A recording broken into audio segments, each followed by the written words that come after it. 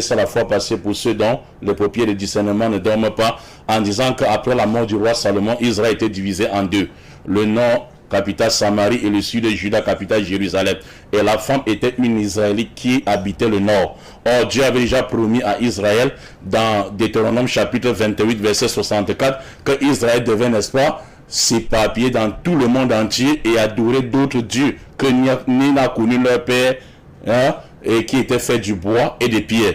Et c'est arrivé, n'est-ce pas, lorsque la première femme Jézabel, qui venait d'où on adorait les dieux Baal, est entrée en Israël pour épouser, n'est-ce pas, le roi, un roi, n'est-ce pas, qui s'appelait Omri. Un roi qui s'appelait Omri, n'est-ce pas, du côté, n'est-ce pas, du nord. Et c'est comme ça que l'idolâtrie est entrée par Israël. Et cette femme maintenant venait du nord. Maintenant, Jésus, pour leur montrer qu'il était venu, Jésus était venu pour les bébés perdus de la maison d'Israël, et ceux du sud, et ceux du nord. Il fallait maintenant qu'il dise à la femme, le salut de qui? Le salut des enfants d'Israël vient du sud, parce que Jésus est né au sud.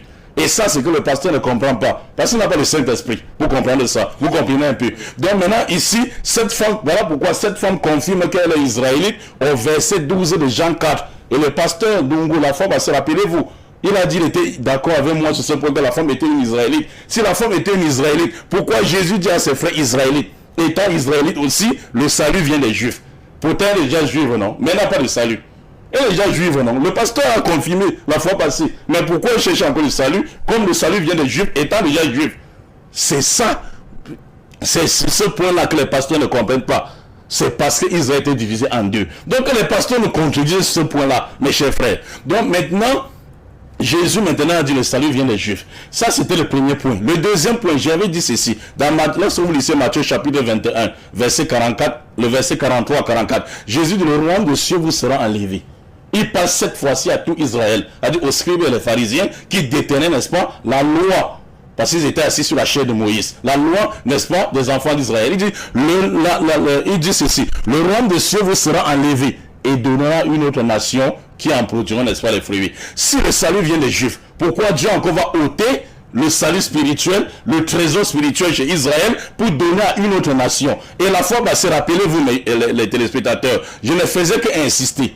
Quelle nation Jésus parlait-il lorsqu'il dit ça sera remis à cette nation? Le pasteur Élisée, ou le prophète Élisée, il a dit la fois passée qu'il s'agissait des nations non juives, toute personne païenne.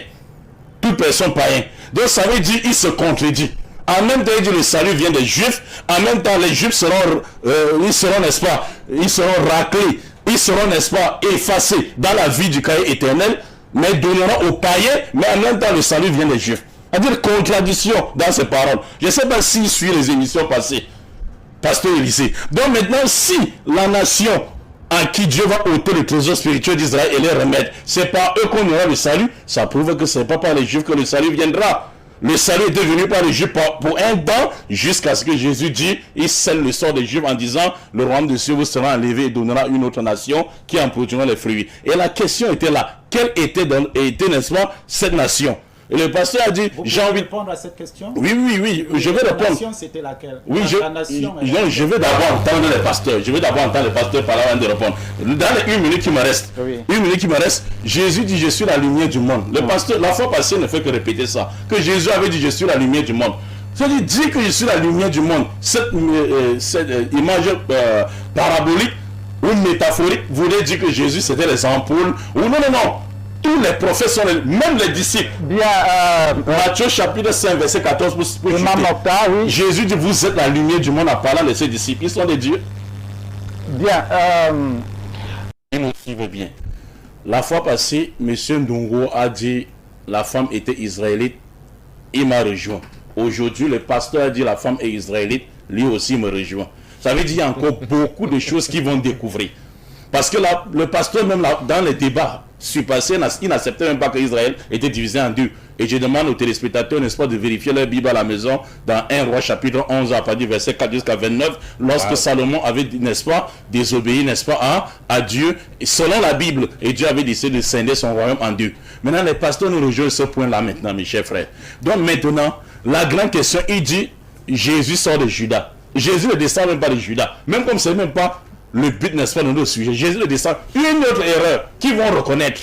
mes chers frères. Parce que dans Luc chapitre 1, à partir du verset, Luc chapitre 1, à partir du verset 5, mes chers frères, on dit, du temps d'Hérode, roi de Juda, il y avait un sacrificateur nommé Zacharie, de la classe d'Abia. Sa femme était d'entre les filles d'Aaron. Or, Aaron et Moïse sortent de Lévi. Suivez mes chers frères. Aaron, qui est le grand frère de Moïse, il sort de Lévi. Lévi est le troisième fils de Jacob. Alors que Judas est le quatrième enfant. C'est-à-dire Jacob a eu Ruben, Siméon, Lévi, Judas. On dit maintenant, la femme de Zacharie, qui était Élisabeth, était d'entre les fils d'Aaron qui sort de la tribu de Lévi. Si maintenant, elle sort de la tribu de Lévi, et qu'au verset 26, on dit ceci, du même chapitre, au 6e mois, l'ange Gabriel fut envoyé par Dieu dans une ville de Galilée appelée Nazareth, auprès d'une vierge fiancée à un homme de la maison de David nommé Joseph. C'était Joseph qui était de la descendante de David, de Judas plutôt. Le nom de la vierge était Marie. L'ange entra chez elle et dit, je te salue, grâce au fait le Seigneur est avec toi. Troublé par ça, il dit, l'ange lui dit, ne crains point, quand Marie, tu as trouvé grâce aux yeux de Dieu, tu deviendras enceinte et tu enfanteras un fils, tu lui donneras le nom de Jésus. Il sera grand appelé fils du Très-Haut, n'est-ce pas? L'ange, n'est-ce pas? Il dit, le Saint-Esprit viendra sur toi, et jusqu'à vous allez lire en bas, jusqu'à là où là, il dit, ta parente Élisabeth. Dieu dit ceci à Marie, ta parente Élisabeth aussi est enceinte. On dit Marie était la famille d'Élisabeth. Or, Élisabeth de la classe d'Abia sortait d'Aaron. Aaron sortait de Lévi. Si Jésus n'a pas de père et il n'a que une mère, Jésus ne pouvait que hériter de la maison ou de la tribu de sa mère, qui était la tribu de Lévi et non Judas. C'est plutôt Joseph, le père adopté de Jésus, qui sortait de Judas. Et ça, les pasteurs ne peuvent pas comprendre parce qu'ils n'ont pas le Saint-Esprit. Je rentre. Mais il y a de deux maintenant. Le pasteur dit ceci, mes chers frères. Il dit que nation ici, Jésus, quand on dit nation ici, ça fait allusion, n'est-ce pas, à l'humanité, mes chers frères. Lorsque vous prenez le livre d'Ézéchiel, mes chers frères, Ézéchiel, chapitre 2, verset 3, le pasteur ne sait pas que, voilà pourquoi j'ai toujours dit, mes chers frères, au nom de Dieu, mes chers frères, tout celui qui lit la Bible et ne s'intéresse pas à l'histoire de la rédaction de la Bible, il va faillir, il va tomber. Mes chers frères, il pense qu'on dit nation, c'est tout Israël qui est nation. Il ne sait pas qu'après la déportation des enfants d'Israël, lorsqu'ils ont rentré de la déportation d'abord de la Syrie, puis de la Babylonie, chaque nation vivait dans ce qu'on appelle l'infédéralisme communautaire. C'est-à-dire chaque tribu était appelée nation. C'est pourquoi Dieu dit ceci, en envoyant Ézéchiel, dans Ézéchiel chapitre 2, verset, n'est-ce pas, 3, s'il vous plaît, si vous pouvez lire ici aux gens, Dieu dit ceci, Ézéchiel, fils de l'homme. Allons-y. Alors, Ézéchiel 2, verset 3. Voilà. Puis il me dit, fils d'homme, je t'envoie vers les fils d'Israël, vers des nations rebelles, qui se sont rebellées contre moi. Je t'envoie, fils de l'homme, je t'envoie vers Israël, vers ces, au pluriel, pasteur, ces nations qui se sont rebellées contre moi. Ézéchiel était envoyé au monde entier, pour vous, nation au pluriel veut dire humanité. Ézéchiel envoyé au monde entier, dites aux gens que Ézéchiel envoyé au monde entier. C'est les chrétiens que vous appelez, n'est-ce pas, des menteurs. Dites aux gens que Ézéchiel envoyé au monde entier. Ne lisez, si vous ne parlez pas des choses de Dieu, si vous n'avez aucune connaissance. Alors, prophète Élisée, Oui.